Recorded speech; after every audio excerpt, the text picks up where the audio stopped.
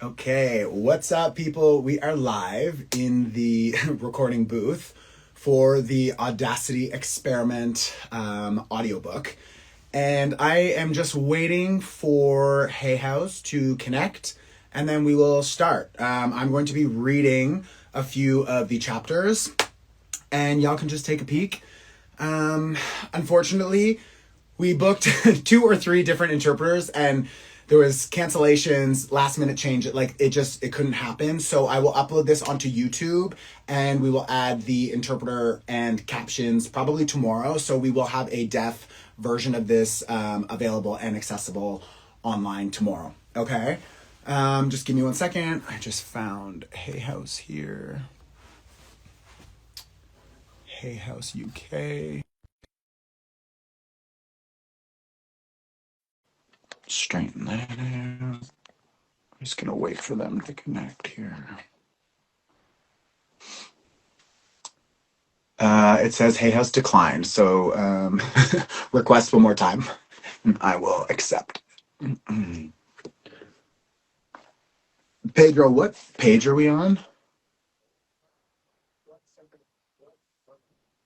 170. That's the file number or the book number? File number? Okay. Self-sacrificing and people-pleasing. Oh, guys, good chapter. Hay House. Okay, view request and accept. I hope this works. If it doesn't work, I'll just jump in, but we wanted to connect with Hay House also. Oh, perfect. There we go. Oh, yay. There's the book. Okay. It's reversed, but that's okay. It's like mirrored backwards. 170. 170. Self-sacrificing and people-pleasing. Amazing. I will be talking at this volume. Can you guys hear this? If you want to just put in the comments yes or no that you can hear it. Loud and clear. This will be the volume in which I'm recording at. Can you hear that? I have a lot of people saying hi and where they're from. Oh, perfect. Yes. Okay. Awesome. Thank you guys. Um, okay, so this is a little Instagram Live sneak peek. It will be, I don't know, we'll see. Less than an hour for sure, but we're going to get through a couple different parts. This has been a really interesting experience. Let's dive in. Pedro, I'm good whenever you are. Cool. Okay, recording. Self-sacrificing and people-pleasing. Stop saying yes when you want to say no. Stop swallowing the words that you want to speak. Stop sacrificing your evening, your energy, your truth just to keep the peace. Because, like, honestly, babe, how has that been working for you? Right? For many of us, the pattern of self sacrificing was learned early. As kids, we had a limited way of understanding the world around us. And when our needs were not met, we told ourselves stories about why. So, for example, they don't care about me, or my needs don't matter.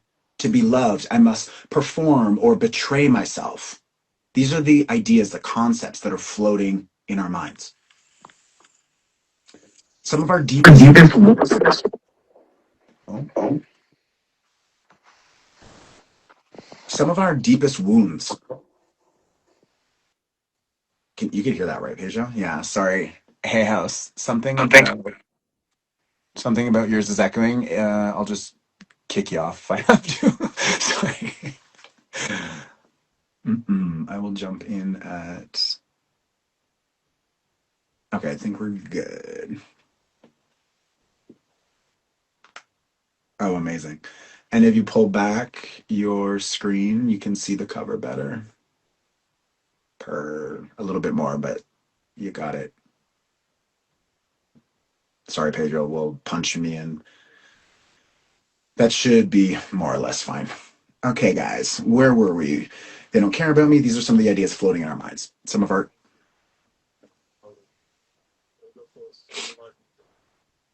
yeah, sounds good.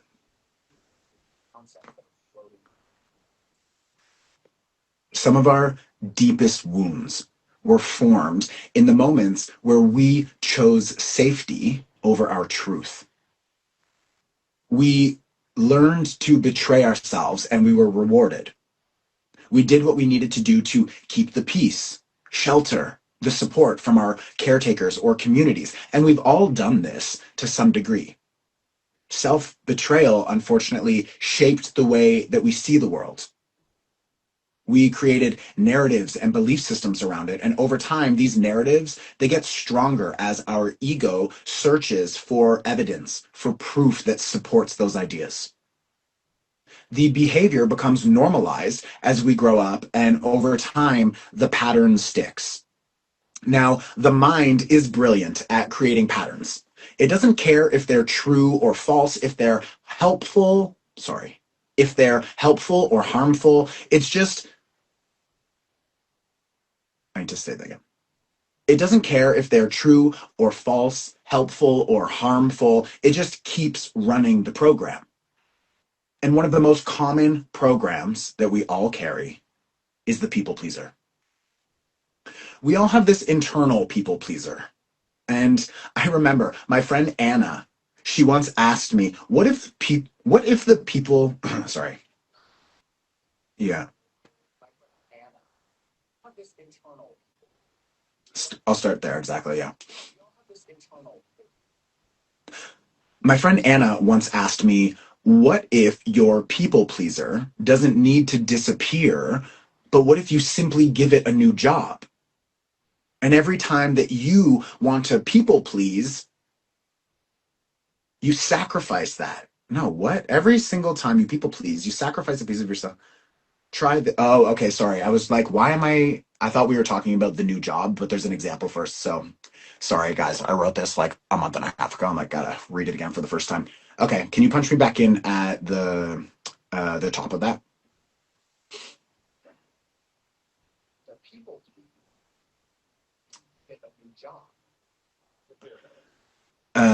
Give it an yeah. What if you simply give it a new job? Yeah.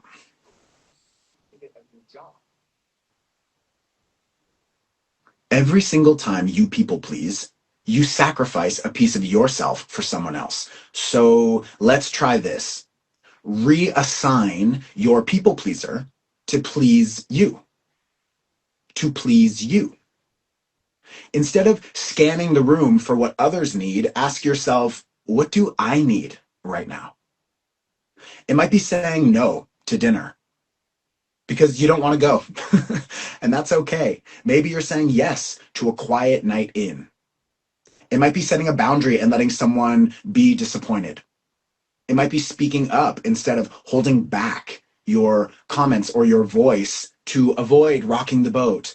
It's these small choices, but each one tells your system that my needs matter. Sorry, I'm going to say that again. Each of these small choices tell your system that my needs matter too. Yeah.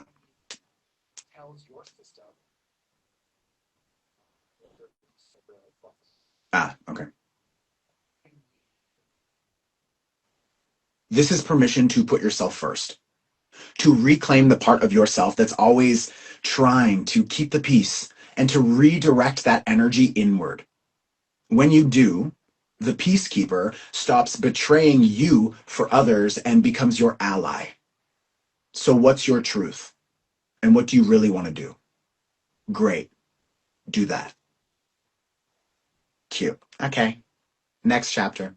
I'll just sign this at the same time if I can. This is change your environment, not yourself.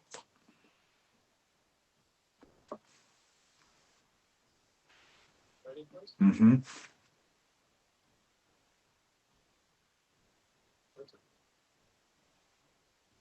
Change your environment, not yourself. When I began writing this book, I was in a relationship. Letting someone close triggers so much shit. And almost weekly, I had to remind myself to pause with the panic, to cry for a minute, or to move any necessary energy. Sometimes I felt like I was walking the edge of a building. You know that feeling like your stomach is gonna drop out of your asshole? I knew that if I fell, he would catch me and I would never fall flat on my ass. But still, when you get that rush of anxiety or your stomach, it knots like you're gonna shit yourself. Even a safety net can't keep you calm. What if that too is part of the experiment? Sitting there in the unknown, pausing with the panic, letting your stomach drop. Shit yourself, babe. We're never going to outrun it, so we might as well sit with it and figure out what it's trying to tell us. This is one of those trigger moments where something is being flagged, something needs to be looked at. That's another tool that we can use to understand ourselves deeper. Now, part of me, especially in romantic relationships, is terrified of speaking up and voicing my needs. This shows up in all relationships. Like, I'm afraid of being too much.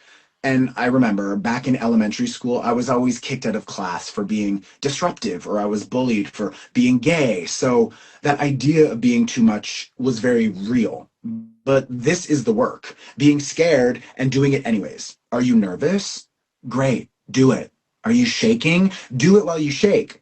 You just have to do it. We have to have the audacity to do the thing that scares the shit out of us. That's real courage. Now, speak up for yourself. If you're in the right environment, the right people will hear you. They'll accept you as you are. They'll accommodate, negotiate, and consider your needs. Yes, these people really do exist. I've experienced it. And over time, I've noticed that in those types of relationships where it is safe to speak up, where we are received love, now there's two important things to note. One, when you speak up and it's received by the right people, it quite literally rewires your brain and repatterns your nervous system. This helps you believe that when I speak up, it's safe. And I was gifted that beautiful gift from my past relationship. The second thing is if you speak up and someone does not receive it, then it is entirely your responsibility to accept their choice and to place them in your life accordingly. Before you change yourself, change your environment. Trust me. People, sorry, trust people. Trust people when they show you who they are. If they're inconsiderate, trust that. Some people will consider your feelings. And trust me, babe, if they wanted to, they would. Okay? So don't gaslight yourself into thinking that, oh, things will change. If they're not going to change, then leave. Stop trying to change people. Don't change yourself. Sorry. Stop trying to change people. Don't change yourself. Change your environment. We need to let people be as they are. You can't turn an asshole into a pair of titties. Witness others without judgment. Don't make their choices about you. This isn't about you. This is about them in relation to you. And that's where your power lies. If when I was in that relationship, I shared something and he said, you're way too much and he can't deal with it, then it's my job to leave. It's my job to place myself around considerate people who take my needs seriously. It's my job to create boundaries for those who don't. If you're surrounded by people who think you're too much, then it's time to practice that fuck this energy. And we'll talk about that later. Fuck this, fuck that, fuck it. We'll get there. But the key learning right now is to stop changing yourself to fit into an environment and change your environment to one that fits you. Now, before I say anything when I'm in relationships, I like to witness myself. It's similar to white tantra, an ancient form of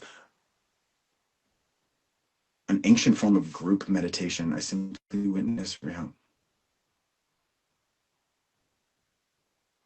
Can you, sorry, Lucy, can you flag group meditation? I don't know why it says group. It's not necessarily, it can be done individually. So I feel like that's a typo for I know the US already went to print, but I guess for the UK or the other ones, but it should just say an ancient form of meditation. I simply witness myself. Okay, thanks. Um, okay, I'll just punch in before I say anything. Your environment, the one that fits you. Now, before I say anything in any relationships, I try to witness myself. Similar to White Tantra, an ancient form of meditation where you simply witness without reacting. You just witness whatever energy is moving through the body, emotionally, mentally, physically. The practice is extremely helpful at discharging our emotional response, and it helps us neutralize the stories that we tell ourselves. Just feel, observe. You don't have to make sense of anything, you don't have to change it. You just feel it, observe it. It's that simple. I want you to keep in mind, you can feel things without needing to edit them or adjust them. Just breathe, calm yourself down, and witness what's moving with presence. Just, just the act of acknowledging your own panic or joy, even, is already a step towards choosing how we respond instead of just reacting to the world around us.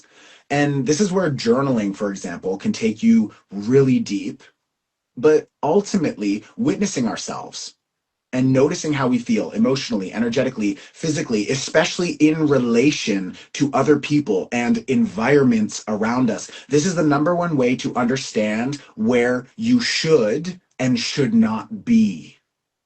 Experiment with this. Notice how you feel in certain spaces. Notice how you feel around certain people. Do you feel anxious, contracted? Are you second guessing yourself or feeling insecure? Do you feel supported or do you feel dysregulated? Are you excited and fueled with expansion and dreaming and what's possible? Because every experience, every emotion, every moment is a fork in the road. Do you want to circle back and continue experiencing that energy with that person? Are your journeys aligned? Do you feel safe enough in that environment? Is there consideration, respect, and appreciation in this connection? If the answer is no, then babe, it's time to go. So please, the next time something feels off, consider it might not be you that needs to change. It might be where you are. So choose a new place, choose new people, but by all means, choose yourself every time. Okay. Mm-hmm. This is where are my people. This will connect to the community. We're going to set up like a community chat for everyone. Cool. Yeah. Where are my people? You know the saying, when the student is ready, the teacher appears. Community is kind of like that too. Authenticity attracts new people. It attracts the right people, ones that actually match your vibe, like literally. So don't be shocked when you start practicing the things that are in this book, this audiobook, this project. And when you're doing these practices and you realize that bitches start dropping like flies, it's because your energy field is adjusting and it's clearing people and things out. Things will change. And so will the people that you have around. Not all of them, but a few of them for sure. Now, there are moments I have felt like, oh, sorry. Now, there are moments where I have felt like, fuck, do I have any friends? But trust me, three good friends are better than 30 shit show soldiers. Like, you want quality over quantity, babe. And trust me, when you start clearing people out, better people will always show up. At first, it's a bit lonely, and you can't really spread your wings and expect to feel seen by those who prefer to stay in a cage.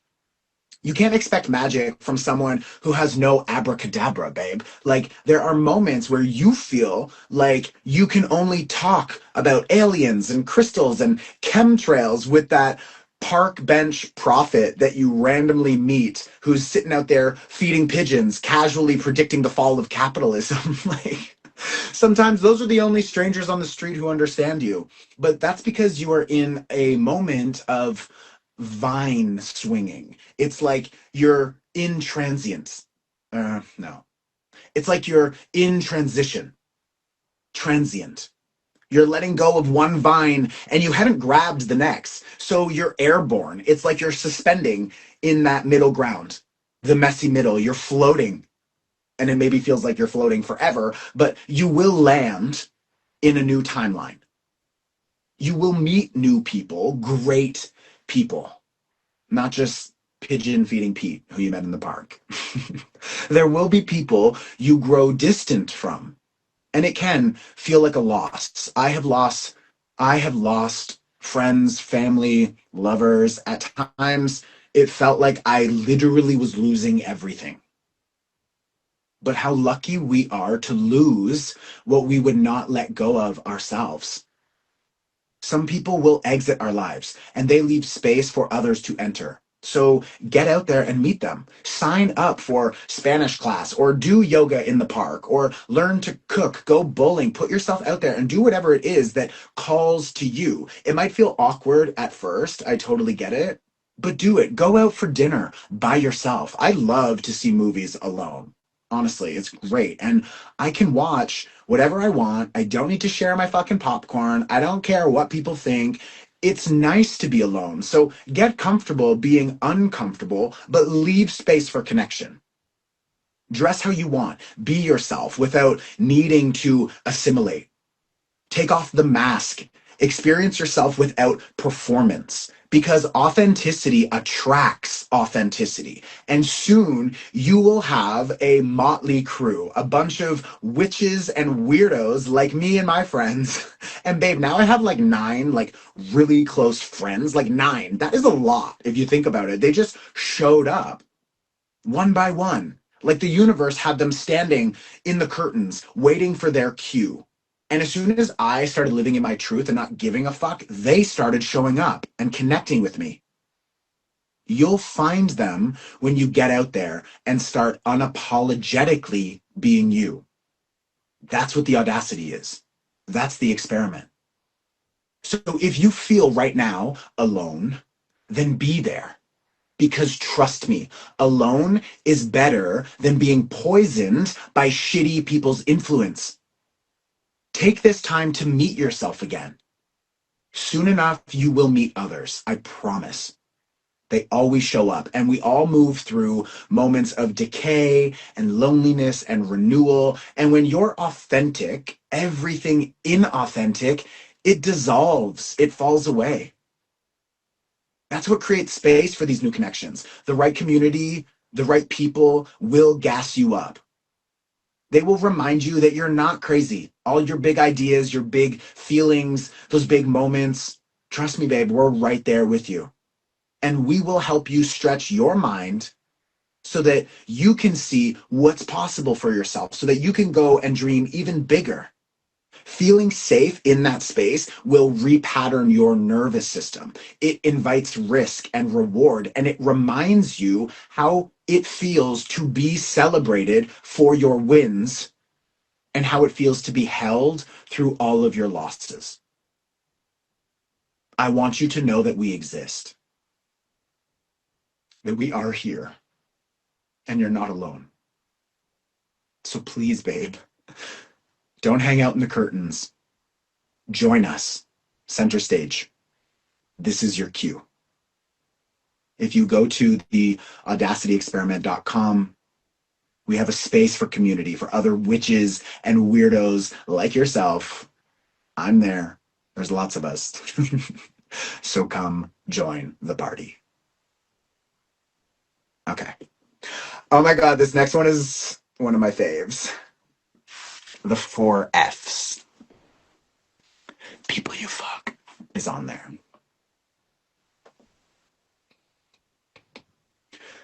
So right now we are in, so the book is broken up into like five parts.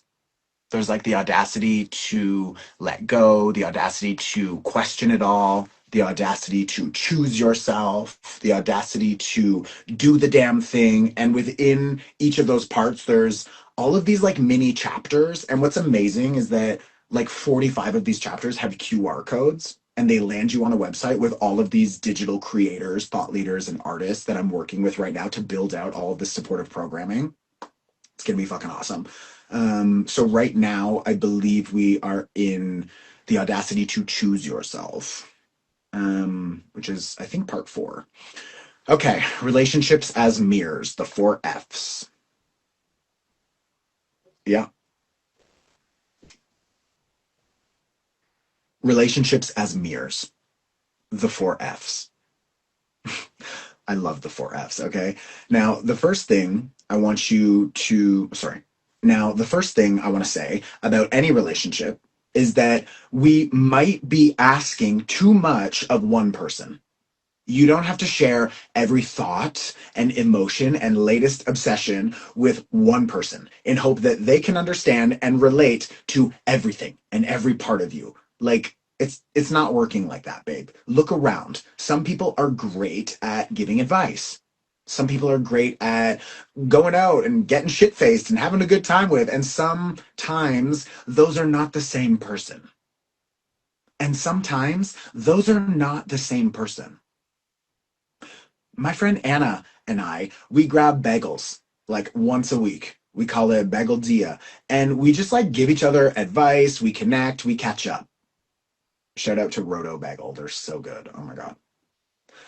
I almost always walk in late and she is already eating a miso chocolate chip cookie. She's an Aries with a sweet tooth. So, like, who am I to judge? There is no stopping that. Okay. Let people be who they are. And if I wanted to be around a friend who doesn't have cookies for breakfast, then I would call someone else. But I like that she doesn't give a shit. Plus, she gives good advice and she shares her cookie. So I'm going to meet her every week. I'm telling you right now. Now, it's important that you know your audience. You have to read the room. Not everyone can hold space for you like a trained therapist, and they're not supposed to. Feel into each connection, test the waters, and see how deep can I dive with this person. If you find yourself in the shallow end, then go find another pool if you need more depth, or just keep things light. Not every connection needs to take you to the depths of your soul. That being said, sometimes we need depth, we need support or advice. Have you ever tried diving into the shallow end? Because I fucking hope not, babe. That's why they paint a giant no diving sign everywhere, because you're going to get seriously injured if you even try. And people are the same. Now, listen, some people are a no diving zone. Some people are a deep dive zone. They are not always the same person. So I need you to be able to identify who are you talking to and how can they relate to you. They might not have the capacity to hold you in a space that you need to go into. And we can't expect a dentist to save us from a burning building. I wouldn't go to the zoo for a root canal. Like, we need to understand people. No, sorry. I wouldn't go to the zoo for a root canal. Some people are good for tacos and not for trauma. Let them be who they are, and then you place them accordingly. As you move through your day, each person that you interact with, they're teaching you something about yourself. Each person is mirroring back to you something. Now, these mirrors, they invite a deeper understanding of our own psyche and how it works. There are moments that might trigger the shit out of us. There, there are moments that might trigger the shit out of, oh my God, out of us, out of us, out of us, out of us, out of us. There are moments that might trigger the shit out of us. That's okay.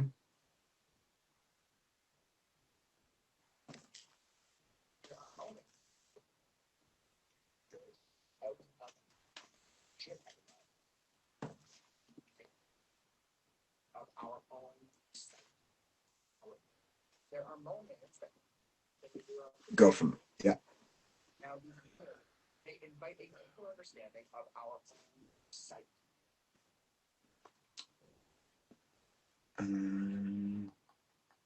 Psyche, okay. Some moments trigger the shit out of us. Great. That's likely flagging a pain point, something that you can look at later to better understand yourself. But these mirrors, they're not just reflecting back to us what needs work and all the density, they're also reflecting back to us a world of possibilities. As you listen to this audiobook, I am mirroring to you the possibility and the potential of you becoming a writer and having your own audiobook. Moments of laughter with friends, reflecting back to us possibilities and experiences of joy and connection. That happy couple in the park is revealing the possibility of love. The other couple in the park that is screaming at each other is reflecting back the very real possibility of something else. You get the point. If you're looking at life through the lens of learning, you will find something every time. Now, we can work with this data to understand where to place ourselves in relationship to people and where to place people in our lives accordingly. So, for example, if your mom is incapable of having a conversation with you that lands at the level of depth as, sorry, if your mom, for example, is incapable of having a conversation with you at the same depth as a therapist, then maybe you need a therapist and you need to stop trauma dumping on your mom. Someone who's trained, qualified to support you would do a lot better job. They'd be able to hold you through that moment. And we've all had that one friend who's here today, gone tomorrow. So don't expect them to be the person who's gonna help you pick up the pieces when your life falls apart. Sometimes you need anchored stability. Maybe you need a martini and a meltdown, and that's perfectly fine. Call the crazy friend. But if you need somebody at 7 a.m. who's going to pull a U-Haul across the country, but if you need somebody at 7 a.m., but if you need a 7 a.m. U-Haul pickup from, oh my God, why can't I say this? Let me go back to the martini line.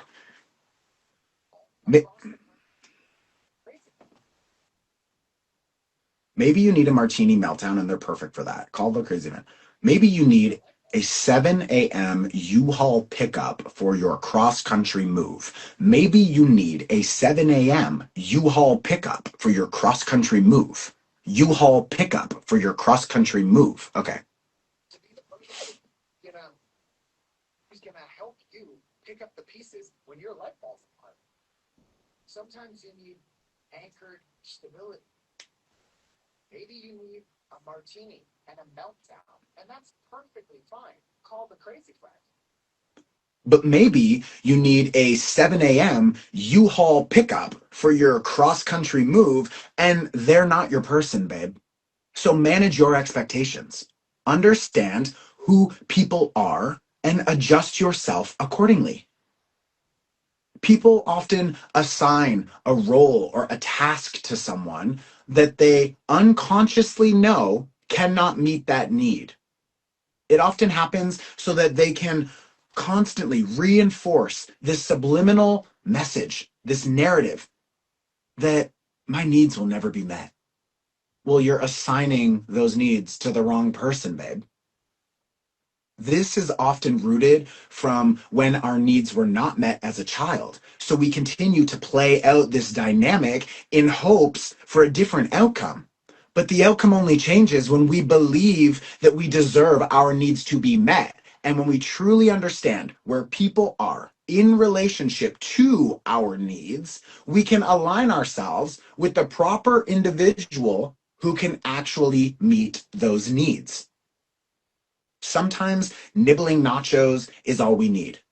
Other times, it's a nervous breakdown. But rarely are those two things going to be with the same person. Sorry. But rarely are those two things going to happen with the same person. And that's okay. If you're lucky enough to find yourself an Aries like Anna, you can have nachos and meltdowns, but those people are rare. They do exist, but they're rare. I have found that the deepest reflections and the strongest mirrors, for me at least, fall into a few specific categories of people. Now, I call this group, this category, no, sorry. Um, I have found that the deepest reflections and the strongest mirrors for me are with people that fall into a few specific categories. And I call that the four F's. Okay? These people create the most intense experiences across the board. And they help us understand ourselves on a psychological, emotional, and energetic level. Now, those categories are, oh, please. The four F's. The four F's are friends, family, finances, and the people you fuck. Begin to witness what parts of you are most alive and most activated when you are in relationship with any of those people. Anybody who falls into one of those categories, they're gonna trigger you, the good and the bad. So pay attention. I have found that we really attract three types of people into our life. Some of them are like, sorry, I have found over time that we really attract three types of people into our life. Okay, so some people are like non playable characters in a video game. I don't mean that with disrespect. I just mean that they're like background actors that are kind of like floating through the world with us. You pass them on the street, you see them on the bus, but like you don't have much of a direct intimate connection with them. They're present, but you're not so intimately intertwined. The second type of person are the people who reflect back to us possibilities. They show us what is possible, both the good and the bad. And sometimes they show us how far we have come, or what we want to avoid, or where maybe we're inspired to go next. And the last group of people are our high impact teachers, I call them. These are people who largely fall into one of those categories with the four F's. So these people are usually friends, family, people you fuck, or somebody related to your finances. We connect with them directly, intimately, and often. We are in deeply intimate spaces with them. And I don't mean sexually intimate, although it can be. I mean intimate, like they see us, all of us, and they often mirror back to us our deepest wounds and our highest potential. Now, these people, they often have the same emotional dynamics and patterning or similar energetic vibrations or psychological wounds as us. They also oftentimes possess the power to heal and help us adjust and address those wounds. They can present as prey versus predator, or like a trauma bond, or like a codependent dynamic, or the drama triangle that I talk about elsewhere in this project. These connections can also be rooted in joy and expansion, creativity, play, expression, support, abundance. Like it can be good, it can be bad. I have noticed that most of the relationships are either, sorry, I have noticed that most relationships are either maintaining energetic harmony with one another, where we're supporting each other's growth and expansion, or we are helping one another acknowledge deep wounds that keep us stuck, that keep us far from accessing our own true power and potential. Now, we can help each other heal those wounds, or we can be triggered as fuck and blow shit up together. It's kind of like when two eagles are mating. and they fly at each other. This is crazy. They fly at each other and they like link up and then they do this dramatic like death spiral towards the earth. It is wild. You need to go watch this on YouTube. We are also in that spiralic journey with one another, and we can either heal together and expand and experience the highest potential of our relationship expression, or we can leave people where they are and we can grow beyond them, or sometimes they grow beyond, or sometimes they grow beyond us and leave us behind. But either way, these four F's, they help us bridge the gap between who you are now and who you have the potential to be. Okay. Okay, let's imagine a scenario where you are meeting a potential new client or collaborator, and this relationship would technically go under finances. Okay, so maybe y'all decide to meet at Wheelhouse, this amazing social wellness hub for conscious creators. It's so beautiful, and I know the owner. It's me. Um, we literally have like the best imported ceremonial Japanese matcha. It's to die for, honestly. So let's pretend that you're all matcha'd up and you're in the middle of this meeting and you're just like buzzing green with excitement and the potential of this new project. And then suddenly the conversation takes a turn towards money. And the next thing you know, you are breaking a sweat because you might want to, oh, sorry. And the next thing you know, you are breaking a sweat. Honestly, babe, go take a break in the Himalayan salt cave. It'll help you ground. Okay. It'll help you clear your mind and then come back. And then come back and keep the convo going. Now, the client, the person you're meeting with, sorry, Lucy, I'm gonna actually pull that line from the audiobook because I feel like we're too in it, and as you're reading it, it's cute, but like to hear it is like a distraction. So can we go back up to the conversation takes a turn towards money?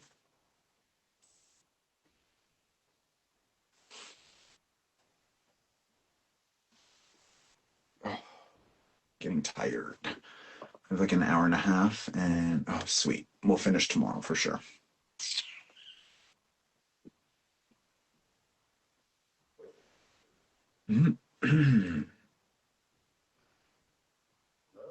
Hello? Oh, I was just saying, I'm gonna take out the comment about go take a break in the salt cave. You can ground yourself. It's super cute because when you're reading it, it's like a little aside and it's cute and it makes sense. But when you're listening to it in the audiobook, it's like, why the fuck are we talking? Like it's confusing or something. So I just wanna, can you just make a note to take that line out? I'm gonna repunch in at the conversation takes a turn towards money. Yeah, we'll keep it in the print. If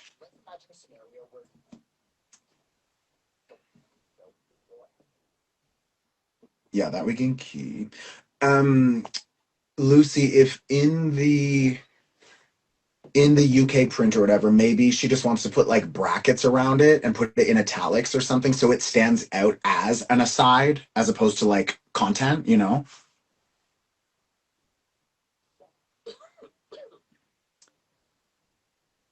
Yeah. Sorry, say again?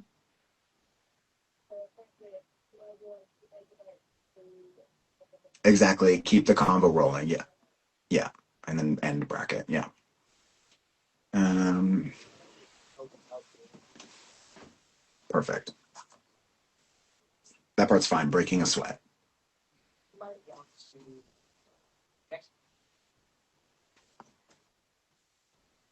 The potential of this new project. And then suddenly the conversation takes a turn towards money. Yeah. Hmm. And then suddenly the conversation takes a turn towards money. The client, let's call her Portia, mentions her budget for this project is only $750 or whatever. And your thoughts are, well, I was thinking more like 2,500 bucks. Like this is a lot of work. This is going to take a lot of time, but you find yourself unable to speak up. So this is a really good example of one of the ways that mirroring works. In those moments, you are now presented with two options. Okay, so option one, you can notice that pain point is triggered. Like, oh my God, I'm uncomfortable. I have to talk about money. Maybe you're feeling undervalued or nervous about communicating your worth or your needs. And that's sort of like the shallow end experience.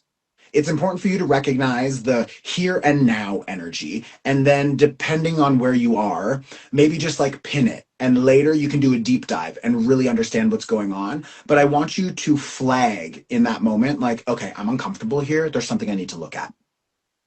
If that happens, maybe for now you gently wrap up the conversation and you let Portia know that she's a cheap bitch and that you're not. No, I'm just kidding.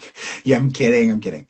You just let her know that, like, you'll have to review the workload. I'll follow up with an email. And, if you find yourself having a panic attack in the middle of, oh, sorry, for now, just gently wrap up the conversation and let Portia know that she's the cheap bitch. I'm kidding. I'm kidding. Let her know that you'll have to review the workload and you'll follow up with an email. Maybe you find yourself now having a panic attack in the middle of Lisbon's most beautiful cafe, but at least you can put a pin in this and deal with it when you have time. Likewise, if at all possible, you could speak up for yourself in that moment and create a solid boundary around your price and your budget. Sorry, around your price and her budget. Option two, this is when you have space to actually do the deep dive and really understand what's going on in the psyche. You would wrap up the conversation as quickly as possible. I know your heart is probably pounding in your asshole, and you have to sit yourself somewhere quiet for a second and find your center. I want you to then begin the deep dive. So you're going to observe your emotional response. Like, what is moving through you? Do you feel disrespected? Do you feel like, oh my God, that's not enough money, and now I'm not going to have enough money for A, B, C? So there's this like scarcity program that's very active. Maybe you're feeling like you're not heard or you're not seen. And maybe you feel like my whole life, I'm not seen, I'm not appreciated. I want you to deep dive into the experience. I want you to start asking yourself, what would, sorry, look like reviewing? Oh, yeah. I want you to start asking yourself, were there other times in your life when you felt this way? Was there an experience, and there probably was at a younger age, where you felt this exact emotion? Maybe it was a different situation, but you felt that emotion. So when was that? And what was happening? And what was the belief that you built around that experience? That belief, that feeling is influencing you right now. So I want you to remember that emotion is tied to a feeling, and that feeling creates a story, and that story creates a belief. And this is how emotional patterning begins to develop. So here's a quick example. You have the triggered emotion, and let's say it's feeling neglected. And then the feeling of neglect turns into this story. Ugh, these people don't care about me. Well, that has you now believing like my needs don't matter. These people don't care and my needs don't matter. And this begins this loop that you then get stuck in. You will carry that with you for years until you break it. The universe and your mind helping you create the universe around you. It's not considering what is good or bad for you. It is just giving you what you are. It is returning to you what you believe about yourself, what you think about yourself, the stories you tell yourself about what you deserve, how you feel, your actions. Your actions are based on those feelings. This is the mirror. Well, this is part of it. The mirror helps show you, sorry, the mirror helps show you where you're at, what is working, and where maybe there are certain things that you still need to sort out.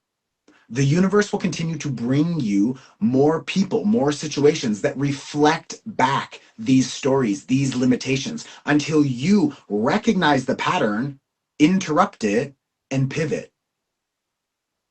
The challenges are helping you find solutions, real solutions. Solutions that will recalibrate your beliefs, which in turn recalibrates your stories, your actions, your energy field. Okay, but how do we shift it? Well, in this case, by getting rid of that belief that my needs don't matter. Like, yes, they do. Your needs matter. And I want you to maybe just even repeat that. My needs matter. And if you didn't just say it right then and there, I don't care if you're in public and you need to whisper it under your breath, fucking say it. My needs fucking matter. And shifting these ideas, sorry, and shifting these narratives takes time. It takes patience and love. It takes a lot of compassion. And it takes more patience. They will shift, though, over time. Sorry, let me say this again. It's like messy.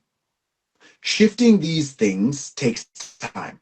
It takes patience and compassion and more patience, but they will shift over time. I've done it. I promise you it works, but it takes time. And now I do know that my needs matter. They matter the most to me. We can still, consider others, absolutely, but you need to prioritize your needs.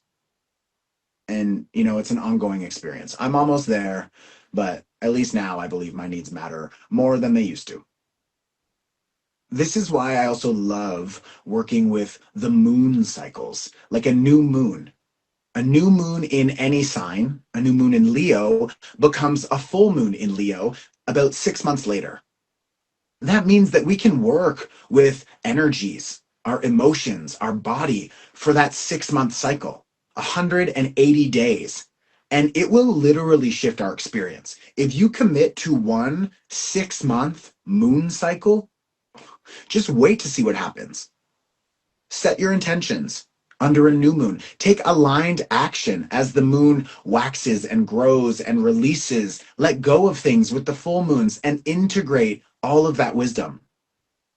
I literally guide thousands of people through these practices worldwide. Like it's an amazing resource that I have available to everyone online.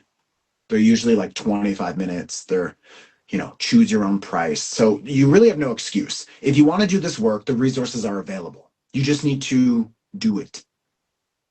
Watching those workshops, working like this will change your fucking life. You can also align your shadow work with those 6 month cycles to really clear shit out. Whatever it is that you're clearing or creating, the moon will help you amplify it. And I know a lot of people think that that's like a woo woo thing, but like the moon literally controls the tides. And if your body is like, what, 70, 80% water, like why would the moon not influence you? Okay, so let's get back to the original example here with Penny pinching Portia and your sweaty brow because you're nervous about talking about money, for example. Now, at this point, you probably, in the middle of the conversation, you have that pit in your stomach. Or maybe you're even like red in the face with frustration or resentment. Great. I want you to notice what's happening. I want you to notice that trigger because it's super helpful. How are your emotions? How do you feel? Keep in mind, emotions, energy in motion. It's energy moving through your body and pumping. It's bringing, sorry, energy in motion. Ugh.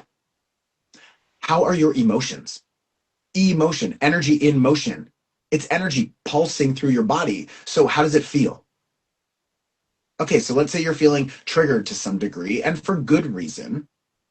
Now you are presented with those two options. I said earlier, you can just observe it, or if you can, go somewhere and do a deep dive. But let's say you're in the middle of this conversation and you want to just do option one. I just want to recognize it and put a pin in it for later. Let's say you're also feeling your most audacious self and you don't give a fuck what people think. So you do decide to speak up in that moment as well, to flex some boundaries and to gently push back, to explore what it feels like standing in your power at the edge of your comfort zone and acknowledging your own truth and your own worth. And maybe you say in that meeting, unfortunately, like $750, like that budget, it's not going to work for me, especially with this current scope of work. So maybe we could rethink this. And maybe you say that confidently enough that Portia replies, ah, okay. And of course, your stomach, the knot tightens. And then maybe she says, I'll have to just chat with my team. Let me circle back. Send us your proposal, but we can probably increase that rate. Don't worry. And boom, you just planted a seed. You just showed, sorry. And boom, you just planted a seed. You just worked through that friction, and that seed will bloom into more confidence, self advocacy, and expansion. That's the new version of you that you are developing into. Why? Because you just recalibrated your energy field into deeper alignment with voicing your truth, your opinion. This is going to repattern your brain into sorry, you're repatterning your brain into self preservation instead of performance for acceptance. Your nervous system is beginning to understand that there's no real threat in asking for what you want. And like all seeds, it's your responsibility to nurture, water, protect it as it grows. But babe, you planted that shit. So like you did well. Okay, before I go on, I'm gonna close the live stream because I don't want to lose it, and it's going to cut off at an hour. So, yeah, whatever. That's a little sneak peek at the Audacity Experiment. There are so many different chapters in here that just help shift your mind in so many ways. I think there's like over 100 entries like this. So I really hope this helps. Like I said, there's all these QR codes and a whole digital learning ecosystem with all different creators that are contributing to more perspectives and live learnings and embodiment practices. And for the first time ever, I am putting this entire book on the hands in sign language with a whole deaf crew. Like, you're going to have an entirely accessible version of this book. The money for some of the workshop goes to the creators, to charities. Like, it's a fucking vibe, you guys. So, anyways, I love you. I'll see you soon. Ciao.